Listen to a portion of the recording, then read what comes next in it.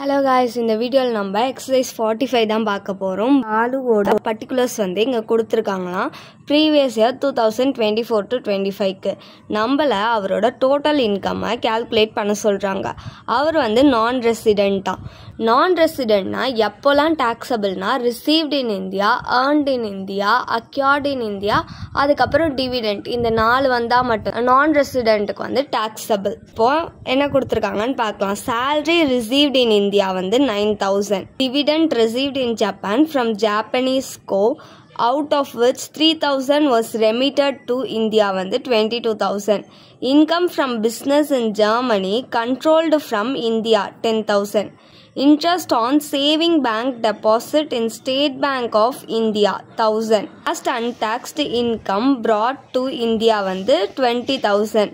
Income from house property in India வந்து 3,400. Particulars non-resident ஆகிற, அதனால non-residentக்கு மட்டும் இப்போ போட போகிறோம். Salary received in India, non-residentக்கு taxable, so salary received in India. இதுக்கு எவ்வளோ அமௌண்ட் கொடுத்துருக்காங்கன்னா 9,000. நெக்ஸ்ட்டு வந்து டிவிடெண்ட் ரிசீவ்ட் இன் ஜப்பானா.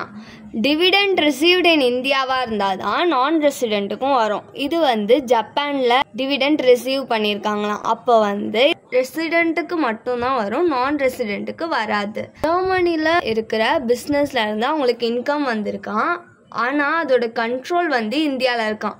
இது வந்து நான் ரெசிடெண்ட்டுக்கு வராது. நெக்ஸ்ட்டு சேவிங் பேங்க் டெபாசிட்டில் இன்ட்ரெஸ்ட் வந்து ரிசீவ் பண்ணியிருக்காங்க ஸ்டேட் பேங்க் ஆஃப் இந்தியாவில். அப்போது ஸ்டேட் பேங்க் ஆஃப் இந்தியா வந்து இந்தியா தானே, அவங்க வந்து என்ன பண்ணியிருக்காங்க, ரிசீவ் பண்ணியிருக்காங்க இந்தியாவில். அப்போது இது வரும். Interest on saving bank deposit in State Bank of India எவ்வளோ அமௌண்ட்னா 1,000.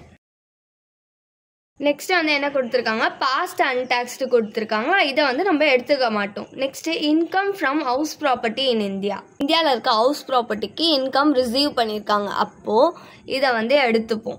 Income from house property in India. இதுக்கு எவ்வளோ அமௌண்ட் கொடுத்துருக்காங்கன்னா 3,400.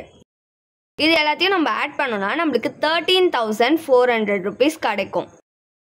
இதுதான் வந்து பாலுவோட டோட்டல் இன்கம். நெக்ஸ்ட் நம்ம எக்ஸசைஸ் 46 தான் பார்க்க போகிறோம். மிஸ்டர் ஒய்யோட இன்கம்ஸ் வந்து அசஸ்மெண்ட் இயர் 2025 to 26க்கு கொடுத்துருக்காங்க. ஃபஸ்ட்டு என்ன கொடுத்துருக்காங்கன்னா இன்கம் ஃப்ரம் ஹவுஸ் ப்ராப்பர்ட்டி லண்டனில் 40,000.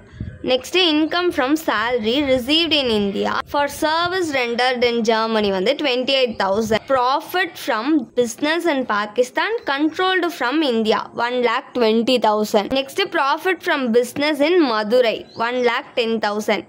Agricultural income in India 50,000. Mister ஒய்யோட டோட்டல் இன்கம்மை கண்டுபிடிக்க சொல்கிறாங்க. அசஸ்மெண்ட் இயர் 2025 to 26க்கு அவர் வந்து ரெசிடெண்ட், அதுக்கப்புறம் நான் resident. Agricultural income in India வந்து செக்ஷன் 10 படி நம்மளுக்கு வந்து நாட் டாக்ஸபிள். இந்தியாவில் அவங்க அக்ரிகல்ச்சரல் பண்ணி இன்கம் ஏர்ன் பண்ணியிருந்தாங்கன்னா அதுக்கு வந்து நம்ம டாக்ஸ் பே பண்ண தேவையில்ல செக்ஷன் 10 படி. அதனால் இது வந்து நம்ம எடுத்துக்க மாட்டோம். பர்டிகுலர்ஸ் ரெசிடெண்ட், நான் ரெசிடெண்ட். இப்போ ரெசிடெண்ட்டுக்கு எப்போலாம் வந்து டாக்ஸபிள்னா, ரெசிடெண்ட்டுன்னு வந்துச்சுனாலே எல்லாத்துக்குமே டாக்ஸபிள் தான். எப்போலாம் வந்து ரெசிடெண்ட்டுக்கு டாக்ஸபிள் இல்லைன்னா ஃபார்ம்லேருந்து அவங்க ப்ராஃபிட் ஏர்ன் பண்ணியிருந்தா, அதுக்கப்புறம் பாஸ்ட் அன்டாக்ஸ்டு, நெக்ஸ்ட்டு வந்து ப்ரீவியஸ் இயரில் அவங்க ஏதாச்சும் இன்கம் ஏர்ன் பண்ணியிருந்தாங்கன்னா இது 3 தவிர்த்து எது வந்தாலும் ரெசிடெண்ட்டுக்கு டாக்ஸபிள் தான்.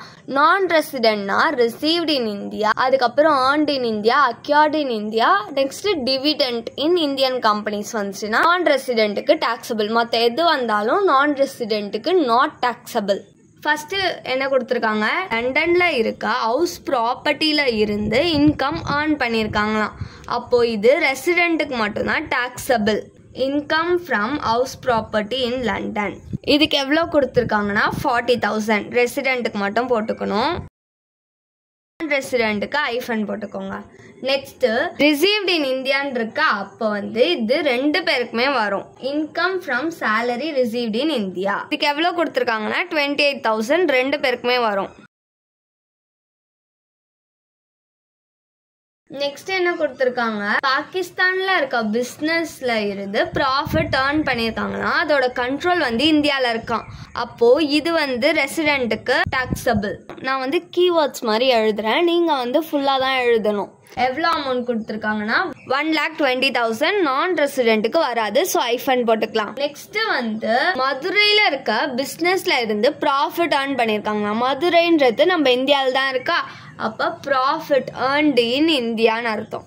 அப்போ ரெண்டு பேருக்குமே டாக்ஸபிளா. So profit from business in Madurai. இதுக்கு எவ்வளோ அமௌண்ட் கொடுத்துருக்காங்கன்னா 1,10,000. நெக்ஸ்ட் வந்து அக்ரிகல்ச்சரல் இன்கம் இன் இந்தியான்னு கொடுத்துருக்காங்களா. நம்ம இந்தியாவில் அக்ரிகல்ச்சரல் செஞ்சு இன்கம் ஏர்ன் பண்ணியிருந்தாங்கன்னா யாருக்குமே டாக்ஸபிள் கிடையாது. இப்போ இதை நம்ம ஆட் பண்ணிக்கலாம். ரெசிடென்ட்டுக்கு ஆட் பண்ணோம்னா நம்மளுக்கு 2,98,000 கிடைக்கும். நான் ரெசிடென்ட்டுக்கு ஆட் பண்ணால் 1,38,000 கிடைக்கும். தேங்க்ஸ் ஃபார் வாட்சிங்.